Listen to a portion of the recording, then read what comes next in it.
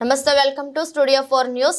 నిర్మల్ జిల్లా ముదోల్ నియోజకవర్గంలోని కుబీర్ మండలంలోని చాత గ్రామంలో సోమవారం రోజు CRD central for rural development సంస్థ చాత గ్రామస్తులకు అవగాహన సదస్సు నిర్వహించారు. సిఆర్డి సంస్థ ద్వారా అందించే రకరకాల వస్తువుల గురించి, రైతులకు, మహిళలకు, వ్యవసాయానికి సంబంధించిన పలు అభివృద్ధి పనుల గురించి సిఆర్ రెడ్డి ఆర్గనైజర్ భాగ్యలక్ష్మి వివరించారు. ప్రతి ఒక్కరూ సిఆర్డి సంస్థ లబ్ధి పొందాలని, పేద ప్రజల కొరకు సంస్థ ఎన్నో రకాలుగా ఉపయోగపడుతుందని ఆమె అన్నారు. చాత గ్రామంలో సంస్థ ద్వారా నూతన కమిటీని ఏర్పాటు చేసినట్లు తెలిపారు. చాత గ్రామానికి మున్ముందు సంస్థ ద్వారా ఎలాంటి సహకారం అన్నా అందిస్తామని ఆమె అన్నారు. ఈ కార్యక్రమంలో విలేజ్ డెవలప్మెంట్ కమిటీ, మహిళలు, గ్రామస్తులు పాల్గొన్నారు. అంటే మన గ్రామానికి, మన చాతకు సంబంధించిన 10 మంది పేర్లు, 20 మంది రైతుల పేర్లు మనం ఇస్తే వాళ్ళకు నేను అవి తెచ్చేయడం జరుగుతుందండి. లేదు అంటే గోధుమలు ఇస్తుంది. అది అంటే మార్కెట్లో దొరికే వాటికి మేము ఇచ్చే వాటికి తేడా ఉంటుంది అన్నట్టు. అది కిలో తిన్నా, హాఫ్ కేజీ తిన్నా కానీ పోషకాలు అనేది ఎక్కువగా ఉండడం జరుగుతుంది. పండించుకొని తను ఆ విత్తనాలు అనేది నెక్స్ట్ ఇయర్ మళ్ళీ వచ్చే సంవత్సరాలు కూడా పండించుకునే విధంగా అన్నట్టు. మళ్ళీ ఆరెంజెస్ అంటే కూరగాయ విత్తనాలు అన్నట్టు. ఈ సంవత్సరము మిలుగులో కూరగాయ విత్తనాలు కూడా 14 రకాల కూరగాయ విత్తనాలు అనేది ఇవ్వడం జరుగుతుంది. అవి ఏంటంటే ఆర్గానిక్ ద్వారానే, అంటే ఎటువంటి కెమికల్స్ వాడకుండా పండించుకున్నారా మన ఆరోగ్యం గురించే సపోర్ట్ చేయడం జరుగుతుంది.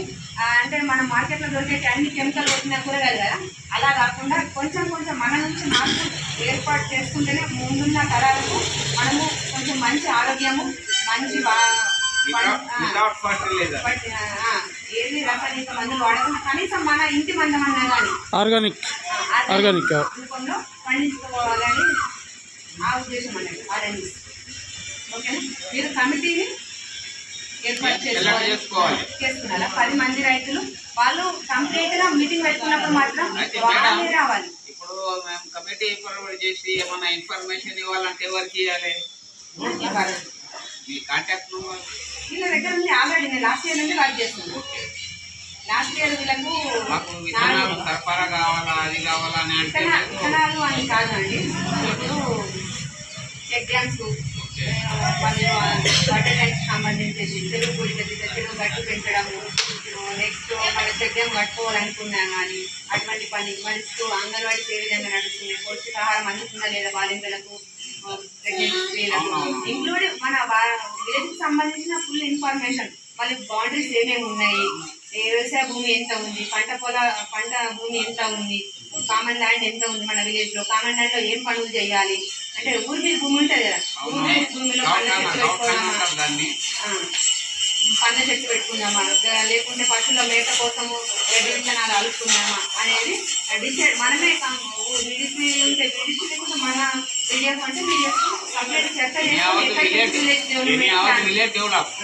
ఏ ప్రోగ్రామ్ చేసినా మన విలేజ్ డెవలప్మెంట్ సంబంధించింది.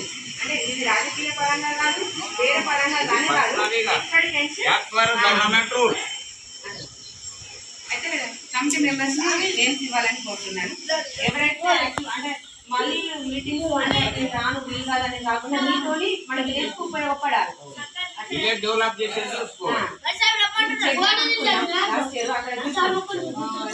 రిపేర్ లో ఉంది కదా, ఆ రిపేర్ బదులు మనం ఏడాది కట్టుకోవాలనుకున్నాం అనుకో 3 lakhs వర్క్ ఉంటుంది.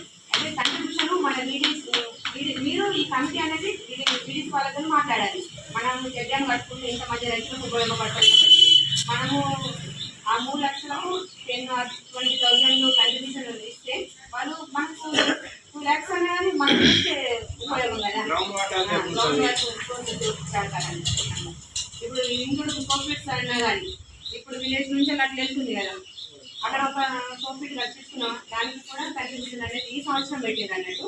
అక్కడ కట్టుకున్నా కానీ భూగర్భ జలాల పెంపుదల కోసమే ఆ సోఫిట్ అనేది నిర్మాణం జరుగుతుందండి. ఫిష్ పాండ్ చేసుకున్న వాళ్ళకు చేపల పంపిణీ కావచ్చు, ఏది కానీ ఏ ఇన్ఫర్మేషన్ ఉన్నా నేను మంత్లీ వాడతాం మీకు చెప్పడం, ఈ కంపెనీకి చెప్పడం జరుగుతుంది. ఈ కమిటీ అనేది బెనిఫిషియర్ని సెలెక్ట్ చేయడం జరుగుతుంది. ఓకేనా. థ్యాంక్ యూ అండి.